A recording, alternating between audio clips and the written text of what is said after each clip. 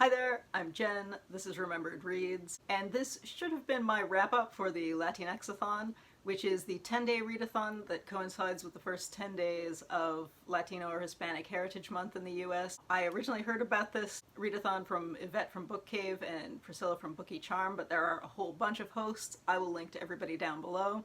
Unfortunately, this week I did not do nearly as much reading as I usually do. I just was caught up in a bunch of other things that were happening. So rather than make this the world's shortest wrap-up, I am going to talk about both the things I read and the things I intended to read. The first book that I read was Lucas Rocha's Where We Go From Here. This was translated from the Portuguese by Larissa Helena. This is kind of an unexpected type book. It's essentially a young adult novel. It's clearly aimed at a teenage audience. It has the large print, it has the very straightforward writing style, but it is about slightly older characters. The characters are all in their late teens and early 20s, which on the one hand I appreciated because I think there are a lot of teenagers who may not be ready to read adult material on an ability level, but are certainly ready to read adult material on a thematic level.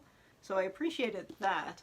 Unfortunately, I didn't think this was the most engaging read, and I imagine that that must have been an issue of the translation itself, because I can't imagine that a book like this would have been translated when so few non-fantasy type young adult novels are translated, so I don't know. In any case, this follows three characters in Rio, in Brazil, two of whom are HIV positive, and one of whom had started a relationship with one of those other two characters and is trying to figure out if he's willing to be in a relationship, in a mixed status type relationship like that.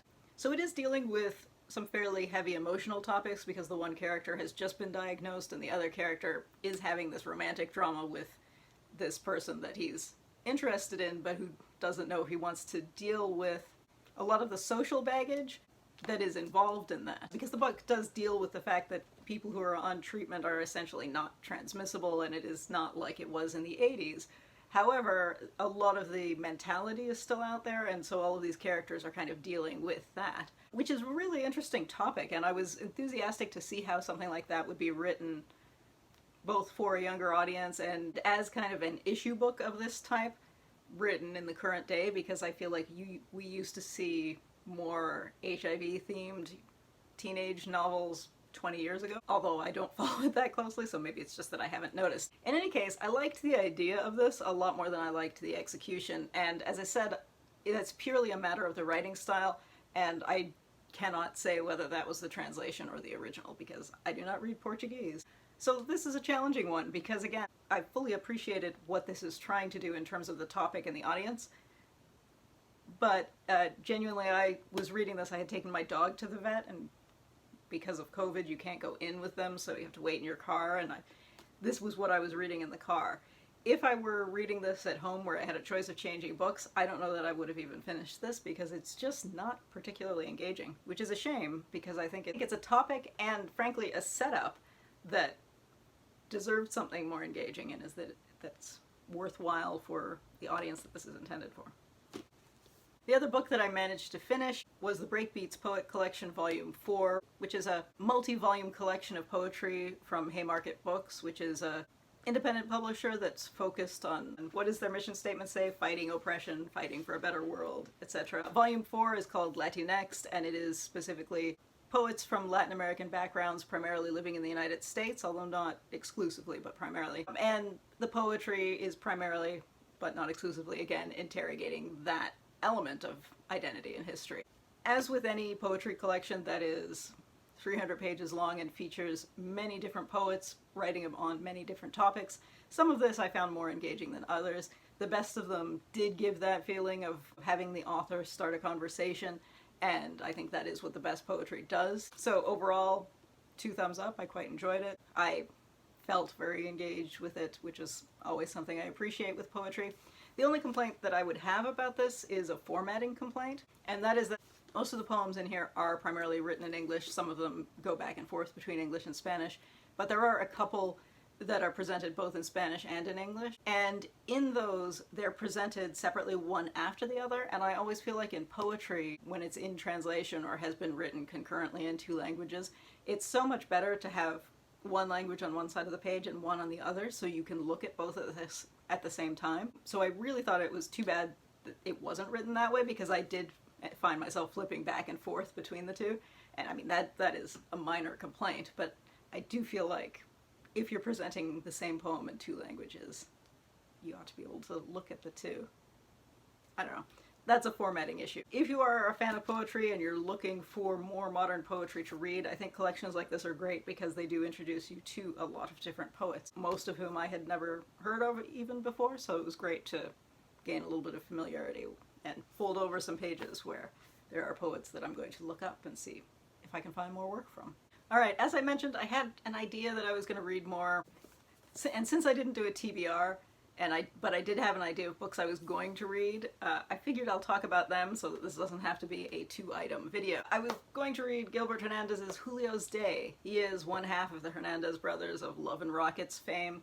This book in particular follows the title character through his life, and this, I believe, is supposed to present the major events of the 20th century through the character's life, because he is born in 1900 and dies in 2000. So we follow the century with this over the course of this character's life. And I was curious enough about this book that I did buy it. I'm gonna comment since everybody's talking about supporting indie bookstores, I picked this up from the Beguiling, which is a Toronto comic book shop, which has not traditionally had an online store, but they do now. What else? Another thing that I found, I was digging through some of my bags of things that I haven't unpacked in the 2 years since I have moved back to Toronto. And one of the things that I found was a book that my manager at the Houston Library Warehouse gave me one day. And that is this 1970s era trade paperback of The Autumn of the Patriarch by Gabriel García Márquez. I always have to be in the right frame of mind for his novels, but I was feeling like, oh, maybe I'll pick this up, since I found it in a box 2 weeks ago and I neglected to pick it up. It is, I believe, following the life of a military or political dictator or tyrant, and it's described as mystical and surrealistic. So, I mean, that is obviously what Garcia Marquez is known for, so you just expect that kind of weirdness, I guess. I think I'll probably try to get to this over the next month, but you know. I also realized that I had a book that I picked up at a book sale that I was going to eventually give to my sister-in-law who is a primary school librarian, to put in her school library after I had read it. And that is this middle grade book, The First Rule of Punk by Celia C. Perez. I've seen a number of people on BookTube who enjoy middle grade read this. I've actually heard mixed things, so I was curious about it. And it's about a kid who's at her first day at a new school, and I think she writes a zine, because I think there are illustrations in here that are pictures from her zine, which sounds charming. But I am no longer pressed for time on that because of the whole COVID situation. The school library is no longer even open, so if I gave that to my sister-in-law, she wouldn't be able to put it in the library now anyway. Yeah, so those are the things that I read or would have read during the 10 days of the Latinxathon. If you have read any of these, I'd love to hear what you thought, especially if you've read the ones that I failed to read. You can tell me if they're worth picking up sooner or later. Alright, yeah, that's it for now. Ciao.